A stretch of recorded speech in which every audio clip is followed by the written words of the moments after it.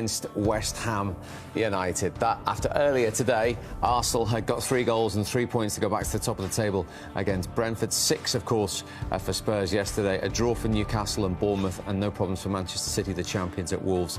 And earlier in the weekend, on the Friday night games, wins for Villa, a huge one for Steven Gerrard, and for Fulham.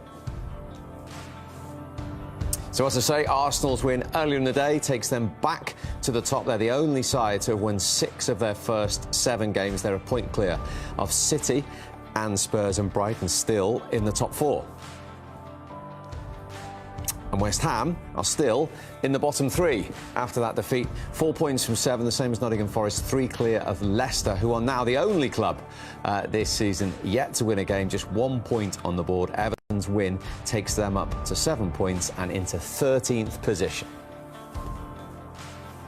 Was coming, you felt this was coming. Nice to be proven right. Yeah, of course. I mean, we've been playing very well. The performance has been very good. It's just about getting the results, and it's a great way to go into the international break with this result.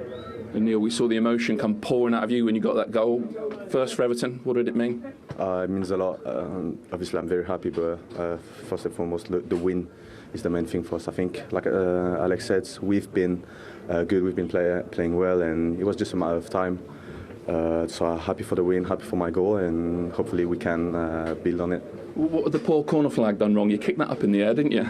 Yeah, no, it was in a way really like glad it wasn't West Ham players, because I would have done the same. Alex, all about the sharp pass in though, wasn't it, for that goal? I'm glad you remember. Anything I can do to create chances for my team, and I trust my players to hit the back of the net, and he was able to do that. Yeah, in all seriousness, Neil, your first Everton goal, I mean, it was a very good one as well. First touch the key? Always the key, the first touch. If the first touch is good, then you can have an easier finish. We've got very good players on the midfield, on the wing, and I trust them to make the difference. And I've got to be there to just finish. Great pass from Alex, good first touch, and good goal. But I'm just happy for the team, because it's been coming, and we work hard every day. Last week we didn't play, but we had a very good week of training, and I think we deserve it. Yeah, Alex, another big performance from you in midfield. Correct me if I'm wrong, but it feels like Frank Lampard came in, he changed your position and potentially the entire direction of your Everton career. Fair? Yeah, of course. I mean, I didn't go off to a great start, but I've always had the mindset that I can try and prove people wrong, and the manager's given me faith to do so, and it allows me to express myself like I do in training and just to bring it to matches. So I've been doing that. I just have to repay the faith. Why does that position suit you? Had you played it before? It's what I came up through as an academy player. I always like to get the ball going forward and get on the half turn, so I do find it easier when I'm in midfield to drive up the pitch. And for you, Neil, how key is it to get that goal early? You've got Dominic Calvert-Lewin has been out injured for a little while. The club lost Richarlison in the summer. Did you feel under pressure to hit the ground running?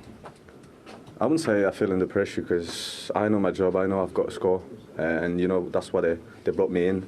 But yeah, I needed this goal because I haven't played much the last month. In the end, at Brighton, I wasn't playing.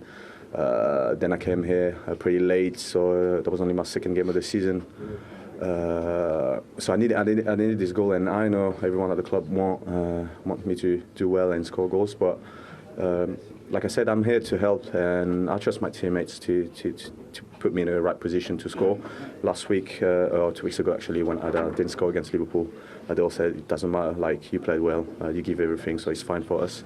And today I get the rewards, and I'm just happy for them. Well, you definitely helped today. Well done, both of you. Yeah, Cheers, thank you. He certainly did get his reward, Neil Maupay. Very important so early into your career up there to get that first goal and get off and running. Yeah, and it was a good finish. I don't think finishing is absolute forte. I said before the Liverpool game, I think he's got a touch of class, this lad, and it's not a bad buy for Everton. It didn't cost too much, about 15 million, I think. He doesn't convert a lot of his chances that he gets, but he didn't have many today, and he converted it very, very well. And I think Everton have lacked a centre-forward, a consistent one for some time. They're quite thin on the ground for numbers up there as well. Calvert-Lewin, as we all know, is quite injury-prone. Rondon, is he, the main man? Probably not. He's an impact player. So they needed strength in that area, and he's come in, and I think he's led the line well in 2 games. Yeah, I mean, he's shown some decent form for Brighton, but he was say a class finisher. He needs a lot of chances to put the ball in the back of the net. I look at him and I saw today when he got turned on the first touch, that's how he scores his goals. For me, the chances he misses at Brighton is the first time finishing, which is sometimes the hardest. You know, you've got to have a good touch, yeah, but those ones that are coming across the box, Michael would know more than anyone, those first-time ones, you've got no time to think, you've got to take it first time. He doesn't finish them very well. Today, he got that ball fed into him, gets turned nicely, it sits up beautifully, as we'll see in a minute, I'm sure, and the finish, the technique was excellent. So I think if he can just start getting more confidence and get those first-time finishes, he might not get that many chances at Everton, certainly not as many as Brighton create. But he's got to become more clinical, and if he does, then it's going to be a turn into a fantastic buy for Everton. Let's have a look at that finish then, Michael. Talk us through it, because he hadn't actually scored in the Premier League since February. It didn't look like it here. No. Onana actually takes Souček away and then allows that sort of ball into his feet, and I was really impressed with the tight touch here. He's got 3 men around him, and he manages to take a good touch and turn all in one movement, all right on the edge of the box. Look how tight that is. He's in a real small area. And he shifts his feet perfectly as well. This is a better angle. How he shifts his feet quickly and then strikes it. Lovely touch. It just pops up as well. If that ball is on the ground, he doesn't get this power and he doesn't score. But because it just pops up off the ground, he gets a lot cleaner effort at it, and in which case you get a lot more power. Beautiful finish. And as Glenn says, he's capable, but his chance conversion wouldn't have been the greatest over the years. But today, 1 chance, 1 finish. You can't ask more than that. Yeah, and the technique, as we saw, he brushed the top of the ball. If you see the ball, it's got topspin on it from behind here. Look, as it pops up, it's beautiful the way he's not really hit it that much with his instep. It's a little bit of both. But watch how the topspin comes. He brushes the top of the ball so it comes over and you get more power that way. Gets to the target quicker, and that's all done in a split second. And it was a really good finish. Probably a finish that needed to lift the game like that. Pretty dour game. Everton deserved to win, but we've seen better games overall. 90 minutes. Let's be honest. And it wasn't until late on when David Moyes made a couple of changes, West Ham seemed to have a go at Everton, and they had a couple of opportunities in that period, didn't they? They did, yeah. He made a few substitutions to try to change the game. West Ham here started pressing them quite high. Cornet came on and had a couple of chances himself, but this one in particular, Ben Rama with his left foot curling out, he does absolutely nothing wrong. They do great to pinch the ball off Everton, and then he uses the last Everton defender to bend it round, and just a bit of bad luck. It's just a few things there that I saw from Everton. They were too loose late on in their game. That's the one thing I think Frank would like to tighten up. Decore came on, and in the end wanted to get involved in the play going forward, and they left open spaces. And we've seen the two chances that West Ham create.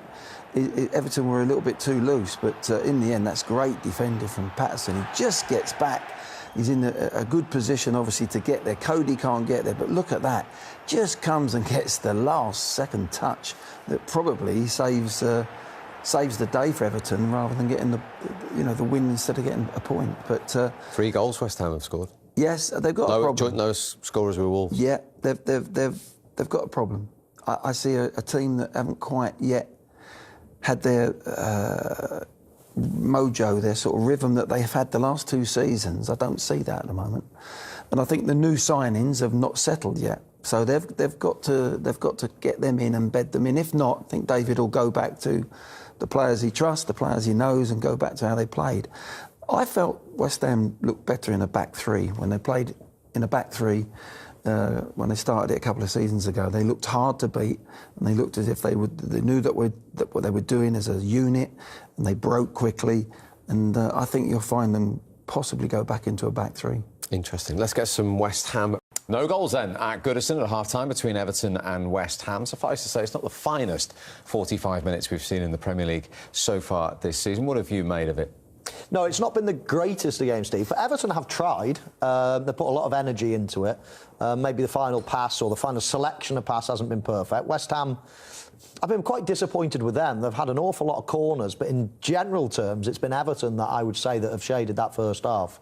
And Frank Lampard will definitely be the happier manager going in, but no real clear-cut chances that they're creating, and you know, you see why they're the current draw specialists in the league at the moment. Yeah, it's a reoccurring theme for Everton. He's obviously concentrating on the defensive foundation, correct, but that creativity, that spark just isn't there. They've had territorial possession, but it's been bitty, isn't it? And Michael's right. They're the team that's been on the front foot. You'd expect that.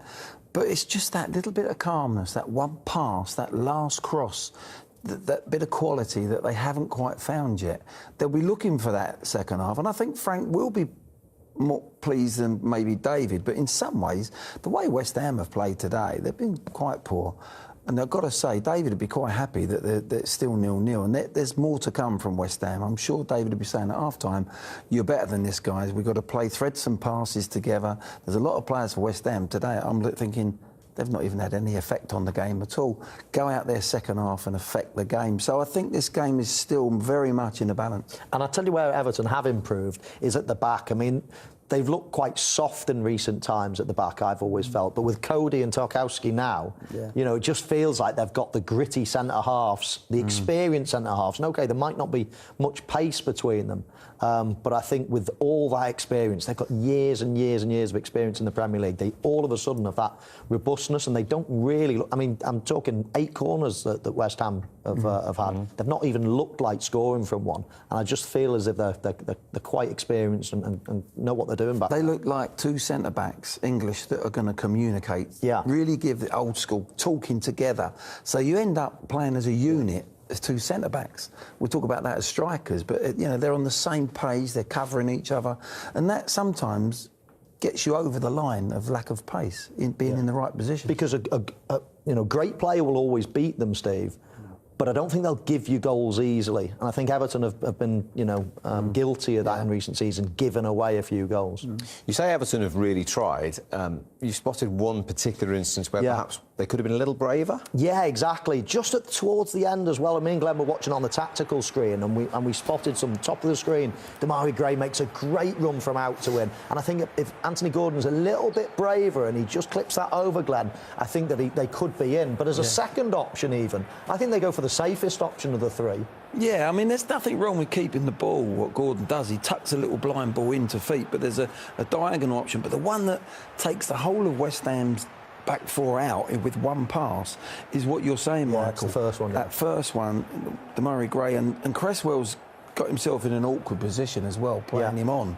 And, you know, you dink that ball in and you're one-on-one with the keeper. And that's what we're talking about, that little bit of quality in the last third.